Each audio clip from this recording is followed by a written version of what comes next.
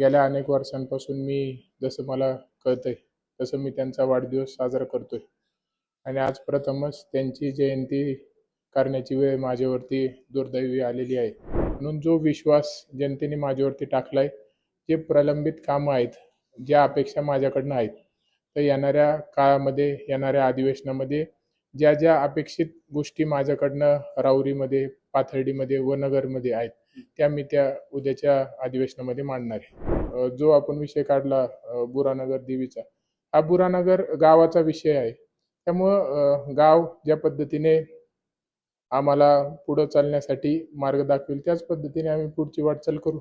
स्वर्गीय शिवाजीराव कर्डिले यांचं निधन झालं. आज त्यांची जयंती आहे. त्यांचे चिरंजीव आमदार अक्षय कर्डिले आपल्यासोबत आहेत. दादांशी आपण चर्चा करूया. दादा, आज जयंती आहे, वडील आज सोबत नाहीये, काय नेमकी मनामध्ये भावना? आज त्यांची जयंती करत असताना अतिशय दुःख वाटतंय. गेल्या अनेक वर्षांपासून मी जसं मला कळतंय तसं मी त्यांचा वाढदिवस साजरा करतोय आणि आज प्रथमच त्यांची जयंती करण्याची वेळ माझ्यावरती दुर्दैवी आलेली आहे. आज माझ्यासाठी अतिशय दुःखाचा दिवस आहे की मी जन्मल्यापासनं आजपर्यंत त्यांचा वाढदिवस, खरं म्हणजे त्यांना वाढदिवस साजरा करायला आवडत नसायचा. कारण की पहिल्यापासून ते एक सर्वसामान्य शेतकरी कुटुंबामधून आलेले आणि पहिल्या काळामध्ये आपल्याला माहिती आहे की जन्मतारखेची नोंद नसायची बरोबर. त्यानंतर जसं आपण पाहतो की सोशल मीडियाचा ट्रेंड आला, तेव्हापासनं मला पण थोडं सगळ्या गोष्टी कळायला लागल्या आणि त्यानंतर मी त्यांचा वाढदिवस त्यांना आवडत जरी नसला तरी एक हट्ट म्हणून, मुलगा म्हणून त्यांचा करायचो आणि ते मग माझ्यासाठी ते वाढदिवस साजरा करायचे. म्हणजे साजरा म्हणजे फक्त केक कट करायचो आम्ही. पण त्यांना पहिल्यापासून वाढदिवस साजरा करायला आवड नसायची. कारण की त्यांचं पहिल्यापासून प्राधान्य हे सर्वसामान्य जनतेसाठी असायचं की ते म्हणायचे, आपल्याला जनतेने बनवलंय, तयार केलंय. आपण जनतेमधून आलोत आणि ते जनतेचा फार विचार करायचे. म्हणून त्यांना वाढदिवस साजरा करणं हे उचित वाटत नसायचं. म्हणून पण एक मुलाचा हट्ट म्हणून ते करत असायचे. पण आज ही दुर्दैवी वेळ माझ्यावरती आलेली आहे की मला जयंती करावी लागते. अतिशय दुःख आहे. पण एक सामाजिक कार्य पहिल्यापासून ते समाज हितासाठीच सर्व काही करायचे. म्हणून आज आम्ही रक्तदान शिबिर त्यांच्या जयंतीनिमित्तानं आयोजन केलं, ज्यांनी भविष्याच्या वाटचालीमध्ये जे गरजू आहेत, आज आपण पाहतो की अनेक हॉस्पिटलमध्ये रक्तांची शॉर्टेज पाहायला मिळतं. कधी-कधी एखाद्याला गरज असते, पण वेळेवर रक्त न पोहोचल्यामुळं अनेक लोकांचा जीव देखील जातो. तर निश्चितपणे ह्या जयंतीच्या निमित्तानं बऱ्याचशा लोकांना भविष्याच्या वाटचालीमध्ये या रक्तदानाच्या माध्यमातून फायदा होईल. दादा, खरं तर येत्या काही दिवसांमध्ये आता पावसाळी अधिवेशन पार पडतंय. आजवरती शिवाजीरावांनी विधानसभा गाजवलेली आहे, अधिवेशन गाजवलेलं आहे. शेतकऱ्यांचे असलं किंवा प्रश्न मतदारसंघातले घेऊन त्यांनी अधिवेशनात आवाज उठवला. आता ती जबाबदारी तुमच्या खांद्यावर असणार आहे. येत्या काही दिवसांमध्ये अधिवेशन पार पडेल, तर कोणते महत्त्वाचे प्रश्न घेऊन तुम्ही अधिवेशनात मांडणार आहात? आता ह्या पोटनिवडणुकीमध्ये जनतेने साहेबांवरती जो विश्वास होता, तोच माझ्यावरती पुन्हा एकदा दाखवलेला आहे. मोठ्या मताधिक्याने मला विधानसभेमध्ये सर्वसामान्य जनतेने मला साहेबांच्या रूपात पाठवलेलं आहे. म्हणून जो विश्वास जनतेने माझ्यावरती टाकलाय, जे प्रलंबित कामं आहेत, ज्या अपेक्षा माझ्याकडनं आहेत, तर येणाऱ्या काळामध्ये, येणाऱ्या अधिवेशनामध्ये ज्या अपेक्षित गोष्टी माझ्याकडनं राऊरीमध्ये, पाथर्डीमध्ये व नगरमध्ये आहेत, त्या उद्याच्या अधिवेशनामध्ये मांडणार आहे. दादा, एक नवीन अपडेट म्हणजे प्राजक्त तनपुरे यांना विधान परिषदेची उमेदवारी जाहीर झालेली आहे भाजपकडून. तर कुठंतरी भाजप जो निष्ठावंतांचा पक्ष मानला जातोय, निष्ठावंतांना डावललं जाते. सत्यजित कदमांनी देखील त्यांची खंत ही राम शिंदेकडे व्यक्त केलेली होती. तर तुम्हाला असं वाटतंय का की भाजप निष्ठावंतांना डावलतंय आणि नव्याने आयात झालेल्या उमेदवारांना पक्षाकडून संधी दिली जाते?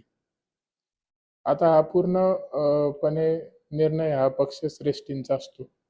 कुठलाही निर्णय करायचा असला कुठल्याही उमेदवारीवरती, तर भारतीय जनता पार्टी पहिल्यापासून आपण पाहतो की एक सर्वसामान्यांचा पक्ष आहे. आपण पाहतो की ह्या 15 वर्षाच्या राजकीय वाटचालीमध्ये भारतीय जनता पार्टी एक वेगळ्या उंचीपर्यंत पोहोचलाय.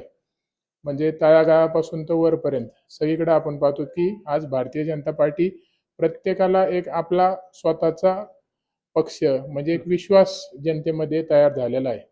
म्हणून आज कुठलाही उमेदवारीबाबत निर्णय घ्यायचा हा पक्षश्रेष्ठी करतात आणि हा निर्णय काही कोणाचा एकट्याचा नसतो, तर सर्वांना विचारात घेऊनच हा निर्णय होत असतो. म्हणून आता पक्षश्रेष्ठींनी विचार केला असेल.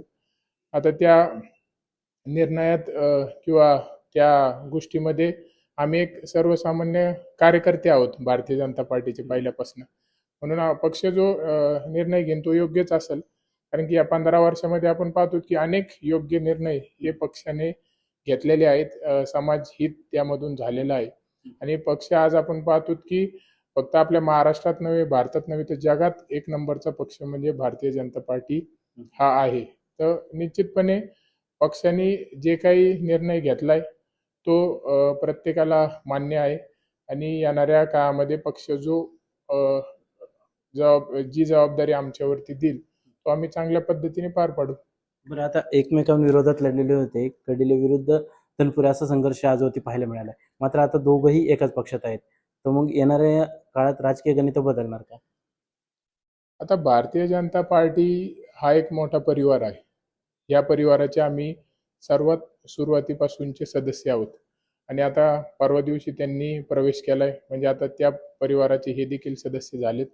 म्हणून एक परिवार म्हणून भारतीय जनता पार्टी जे आम्हाला उद्याच्या येणाऱ्या काळामध्ये मार्गदर्शन करेल, त्या मार्गदर्शनाखाली मी तर चालतच आलोय. ते निश्चितपणे आता इथून पुढच्या काळामध्ये त्याच मार्गावरती चालतील आणि जे जे काही पक्ष सांगल त्या पद्धतीने आम्ही भविष्याची वाटचाल करू. आपले मुख्यमंत्री देवेंद्रजी फडणवीस साहेब आहेत. आपल्या प्रदेशचे अध्यक्ष आदरणीय रवींद्रजी चव्हाण साहेब आहेत. जिल्ह्याचे पालकमंत्री नामदार राधाकृष्ण विखे पाटील साहेब आहेत. सभापती रामजी शिंदे साहेब आहेत. सुजयदादा आहेत. व सर्व नेते मंडळी भारतीय जनता पार्टीचे आहेत. त्यामुळं भविष्याच्या वाटचालीमध्ये सोबत राहून चांगल्या प्रकारचा विकास करण्याचा पूर्णपणे आम्ही प्रयत्न करू. आता एक शेवटचा प्रश्न घेतो फक्त की तनपुरेंच्या पक्षप्रवेशाला तुम्ही मुंबईमध्ये नव्हतात आणि दुसरं की जे तुमचे परंपरागत विरोधक राहिलेले आहेत भगत म्हणून, त्यांचा देखील पक्षप्रवेश आज भाजपात झालेला आहे. तर मग स्थानिक पातळीवरून राजकारण बदलणार का? जे विरोधक आजवरती होते ते आज तुमच्या सोबत असणार का? भारतीय जनता पार्टीमध्ये त्यांचा परवा दिवशी पक्षप्रवेश झाला प्राजक्तदादांचा. त्याबरोबर अजून कोणाचा झाला मला त्या गोष्टीची काही त्यामध्ये कल्पना नाही. पण प्रत्येक विषय हा वेगळा आहे. ज्या त्या विषयामध्ये ज्या त्या स्थानिक परिस्थितीवरती निर्णय होतील. कारण की आता जो आपण विषय काढला बुरानगर देवीचा, हा बुरानगर गावाचा विषय आहे. त्यामुळं गाव ज्या पद्धतीने आम्हाला पुढं चालण्यासाठी मार्ग दाखवेल त्याच पद्धतीने आम्ही पुढची वाटचाल करू. कारण की हा व्यक्तिशः माझा एकट्याचा विषय नाही किंवा इथून मागं कडिले साहेबांच्या एकट्याचा विषय नव्हता किंवा आमचा वैयक्तिक विषय नाही, तर हा पूर्ण गावाचा विषय आहे. त्यामुळं गाव ज्या पद्धतीने आम्हाला सांगेल त्याच दिशेने आम्ही पुढे चालू. धन्यवाद दादा. Praveen Sarose, let's up Marathi, Ahilyanagar. Social मीडियाच्या भाऊ गर्दीत विश्वासार्हतेने चकाकणारे नाव म्हणजे लेट्स अप मराठी. सगळ्या नागरिकांना ती स्पीच ती लेट्स अप वरील मुलाखती म्हणजे विचारांचा खजिना. त्यानंतरच्या निवडणुकीमध्ये मला सोडून गेले. बातम्या केवळ वस्तुस्थिती सांगणाऱ्या, न प्रोपगंडा, फक्त जनतेचा अजेंडा. क्योंकि आने वाला कल जाने वाला है, जाने वाला कल आने वाला है. राजकारण, मनोरंजन असो की क्रीडा क्षेत्र, महाराष्ट्राची स्पंदने संवेदनशीलतेने टिपणारे माध्यम म्हणजे लेट्स अप मराठी. जगासोबत एक पाऊल पुढे राहण्यासाठी लेट्स अपचे ॲप, सोशल मीडिया आणि वेबसाईट सोबत कनेक्टेड रहा.